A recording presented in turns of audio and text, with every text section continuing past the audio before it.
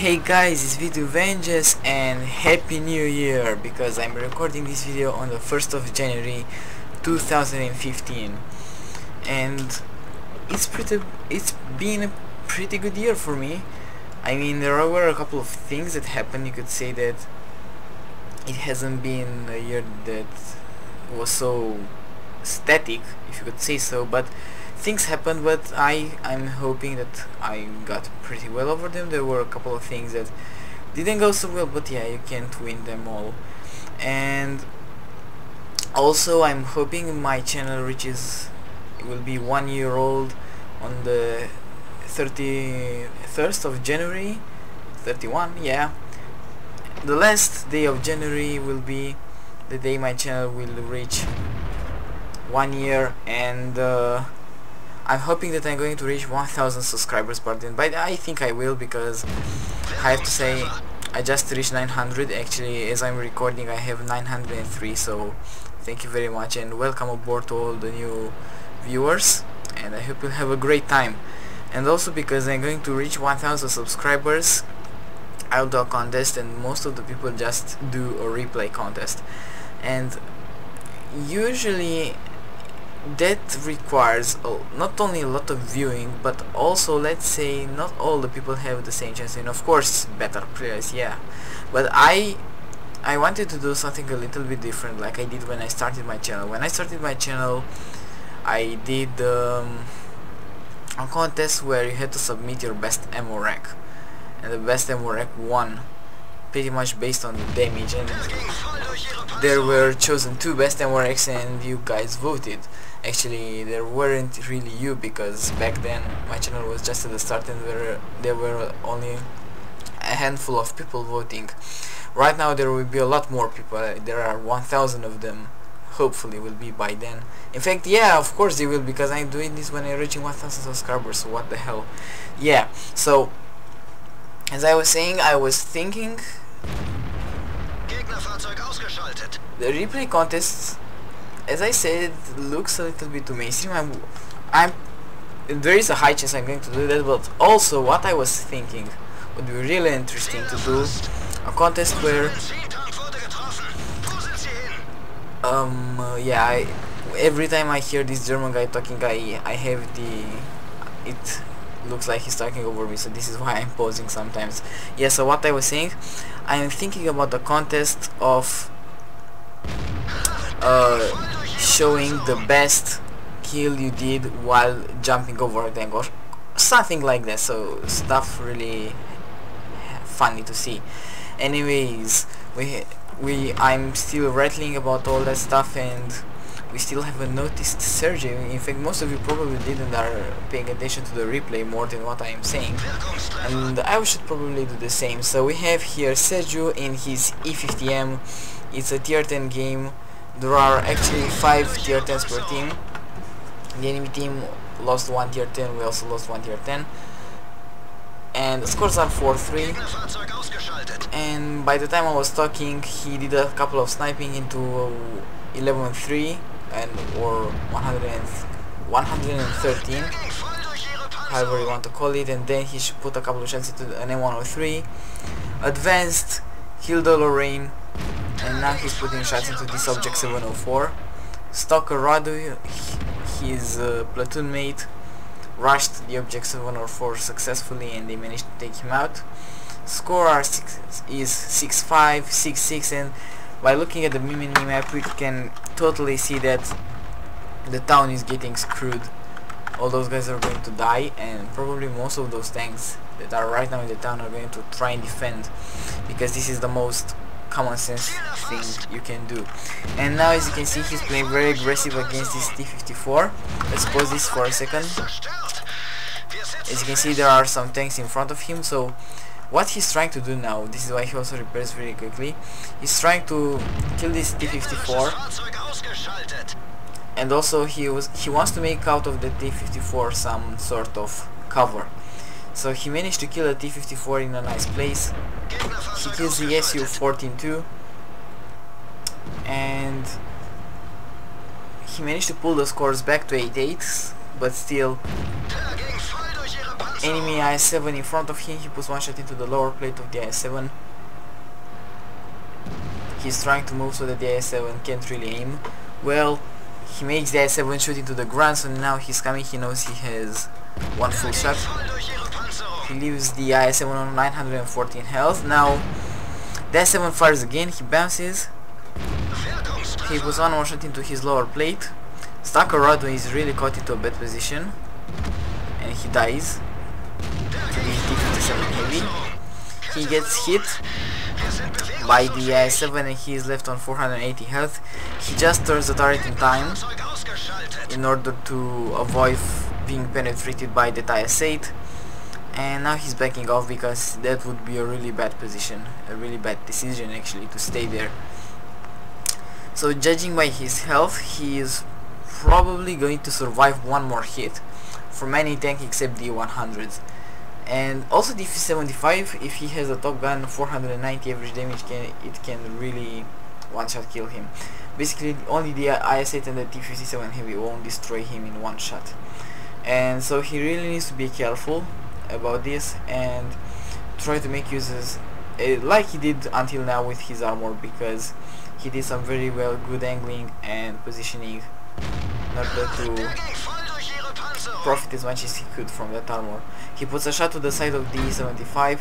He gets shot into the turret by the IS-8 and it bounces because that guy was shooting up.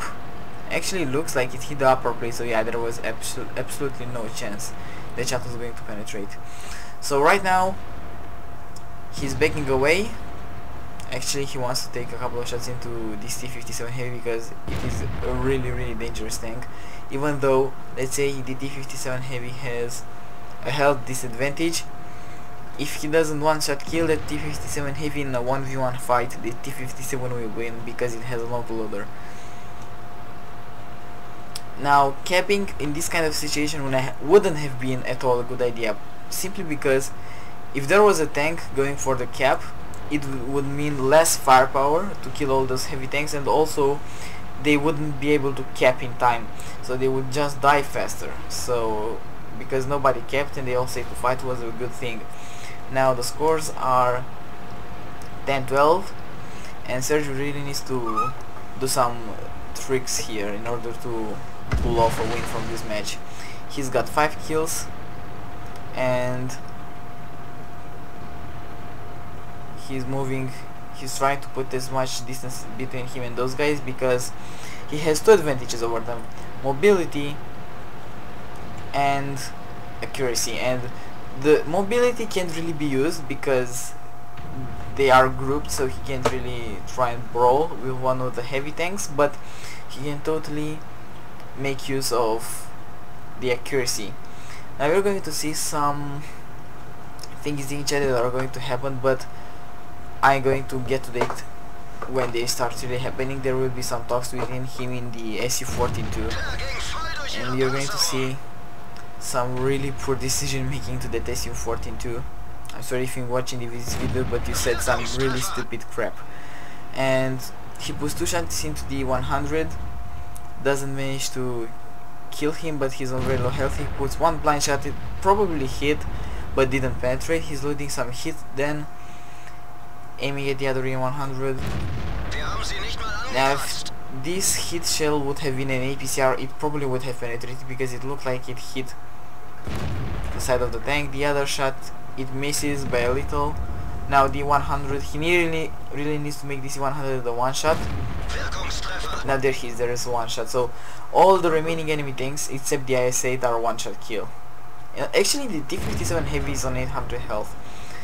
But it's very important that he managed to make the T-100 a one shot because he is by far the most dangerous enemy player. He has 5 kills, as much as Sergio, but something tells me that he didn't do as much damage, because by the end of this match you're going to see an amazing amount of damage made by Sergio. And so he is guessing, he's thinking and just look at the chat. The SU-42 calls him a retard. What did you want him to do? He just went there, he fought on the front line, and then he backed off so that he wouldn't die. If he did what you would tell him to do, he would be dead by now. And yeah, he's the SU-42 is a scumbag literally because he's playing artillery. Those are the laws of World of Tanks, sorry. There is a T-57 Heavy. He puts one shot into him and he's backing off. The T-57 Heavy really needs to get closer in order to be able to fire. He really needs to kill him one shot. He didn't manage to, but still he has the advantage of the position. Now the T-57 Heavy is just dead. And there is his Top Gun. And we're going to see here some very well in brackets artillery support. Now he's alone against this I-7. The I-7 is on 1300 health. The SU is right behind him, so helping Sergio this for the SU-42 should be really easy, right? Well, let's see how much damage the SU-42 is going to help him with. Now Sergio, as you can see, he's just saying, requesting fire. He's telling that guy to shoot. He's waiting for that guy to shoot in order to have the health advantage over the IS-8. The M103 says that the SU can't. The SU looks like he fired and the shell went somewhere really strange, and that was some perfect angling. The IS-8 used heat ammo, and instead of aiming for the lower plate, he just went for the side, which is spaced armor. Now Sergio is in a really bad position. He leaves the IS-8 on a one-shot kill. They are both a one-shot, but he knows that he's going to reload before the IS-8. He just wants to finish him off as fast as possible, and the SU-42 did absolutely nothing to help him. He just stood there and watched, literally, and he kept saying he's ready to fire, but he didn't do absolutely anything. He was really useless in this encounter. Now they are both left against an E100. He's a one-shot kill for sure. He's on 23 health. He says he did 9.5k damage. We're going to see by the end of the game how much he actually did. More than that, I can assure you.